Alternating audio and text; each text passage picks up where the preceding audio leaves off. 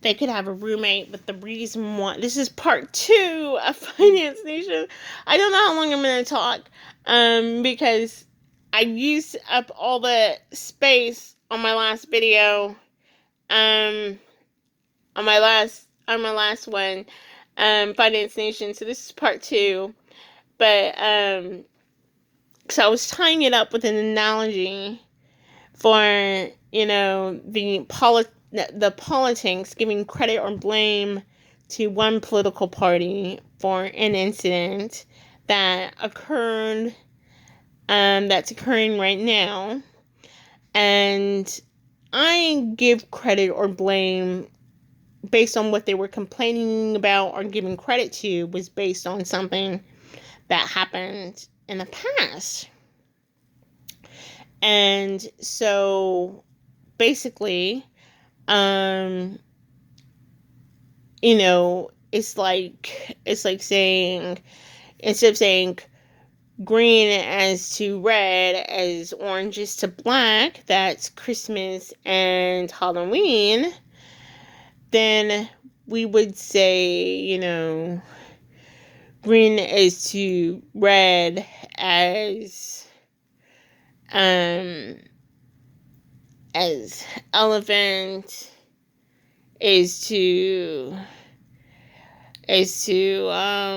what is it? I'm just trying to make something up.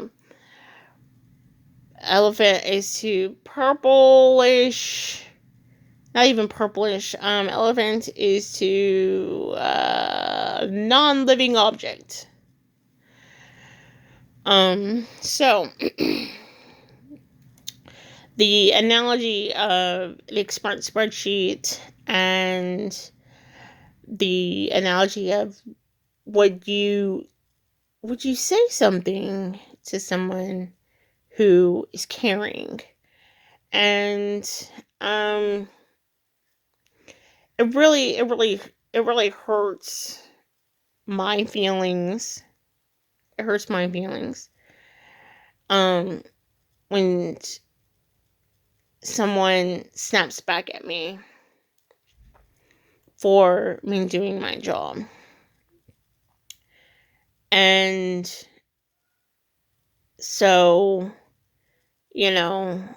I will say that. And,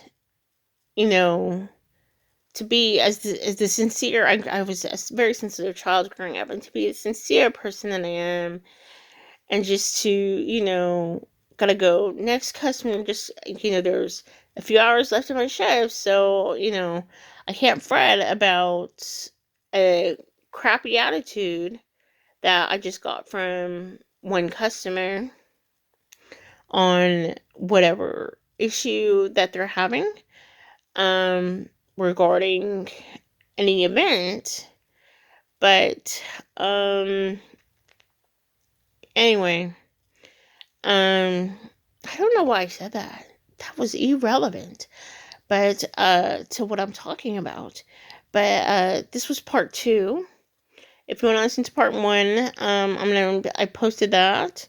So let's see here. I got cut off at the end because my phone just said beep, like, you reached the maximum. And I was like, oh, okay, I reached the maximum.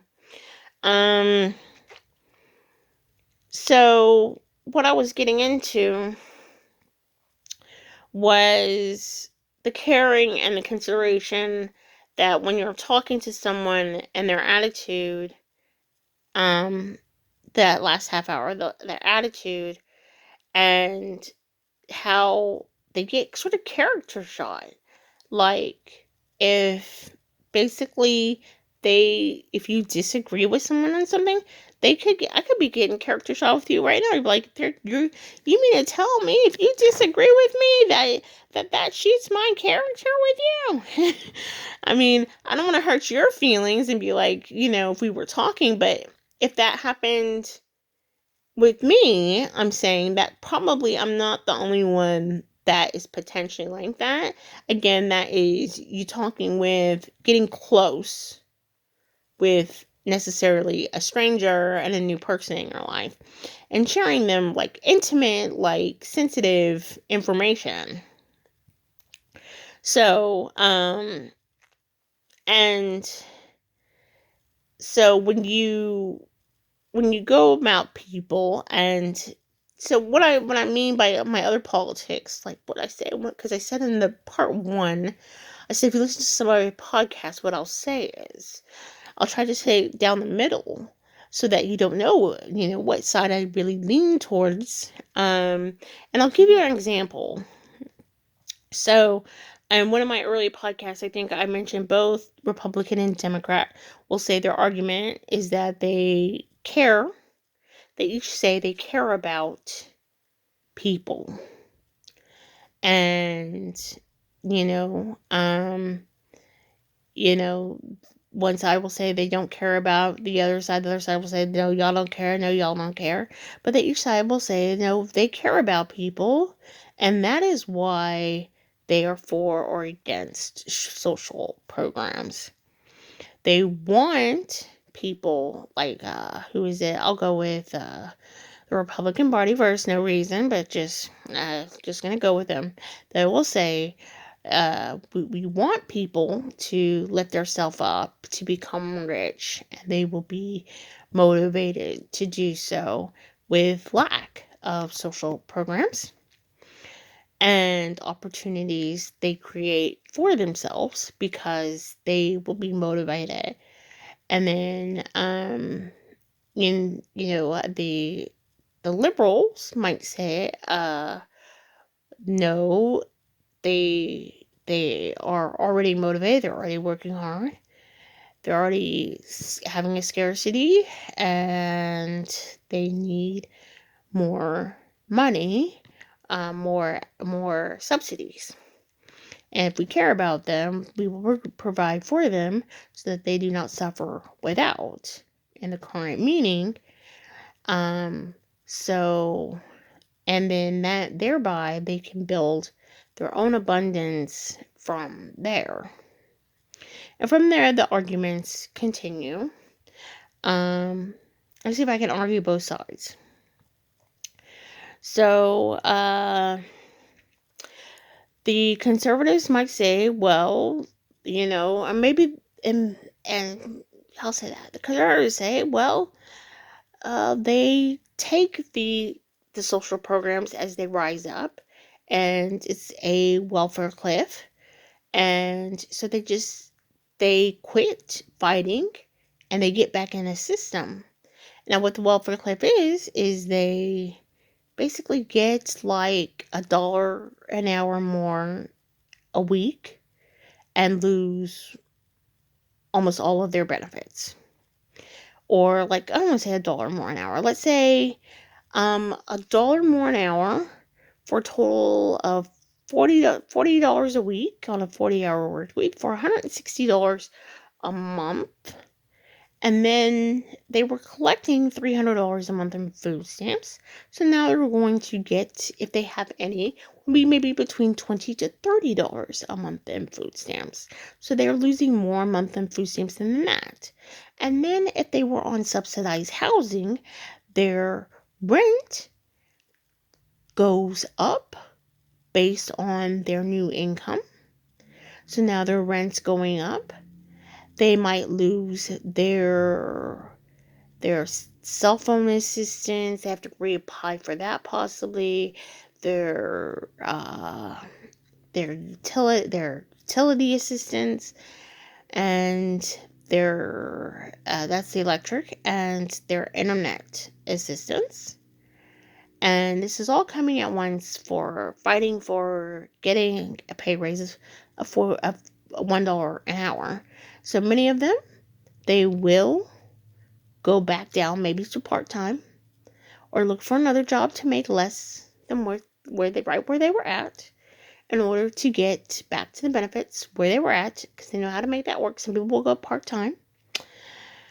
And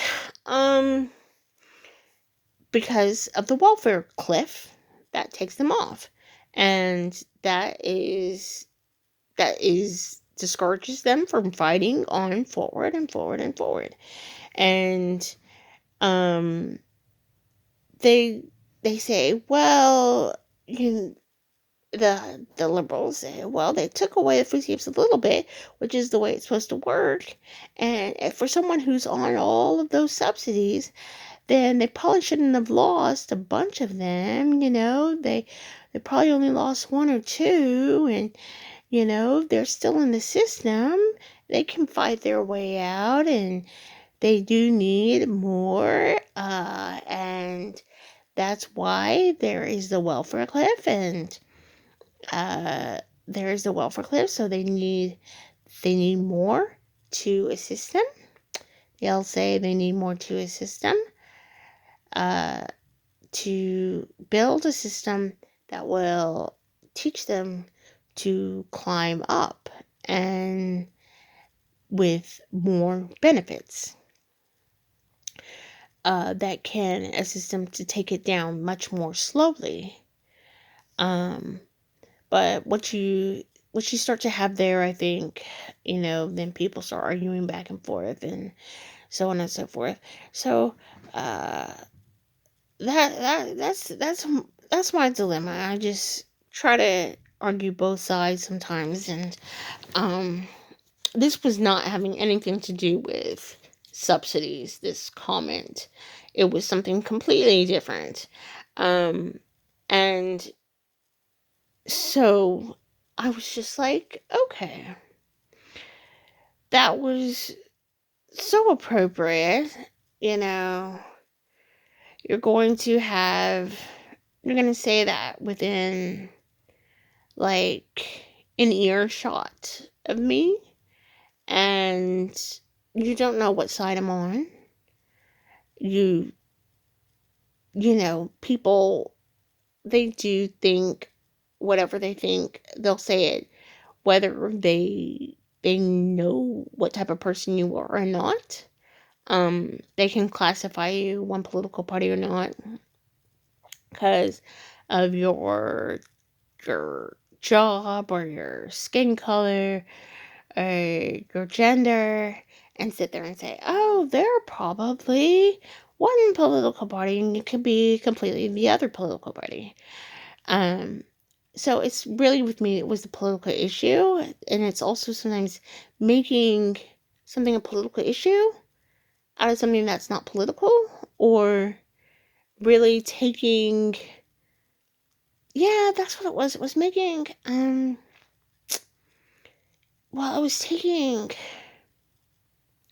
was taking a political issue? It was taking, and I was taking no, it wasn't, I didn't consider it a political issue. I did not consider it a political issue. I mean, there is just place for it in discussion of politics, but I did not consider it a political issue or to blame a political party for it or give credit to it.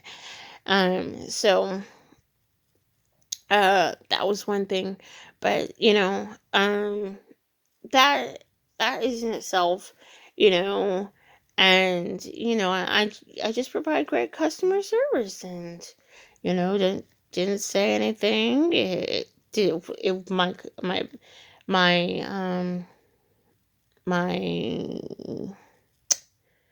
opinion was not invited.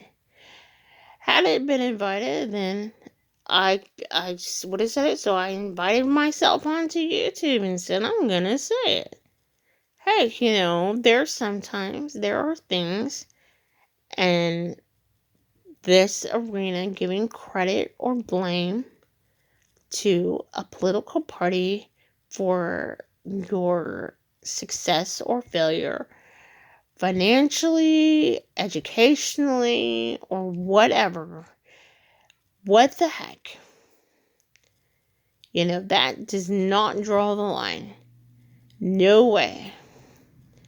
There are educational issues, there are economic issues, there are tax issues, there are business issues, there are there are artistic issues in the artistic industry, so business, I should say business industry issues from business industry to business industry. And you're just gonna say something that is just totally, ugh. I mean, it looks like I could go almost for 2 hours because I'm up to 15 minutes, and I feel like I'm gonna use another 4 gigs for part two because it said 4 gigs, whatever that's about. Um, so you know, just when we're thinking about these things, and is one issue related to another issue, and it's so easy because your parents, you can look at other people, and it's so easy for you to be like, maybe hear the side that you're on when it comes to a political issue, but when you hear the opposite side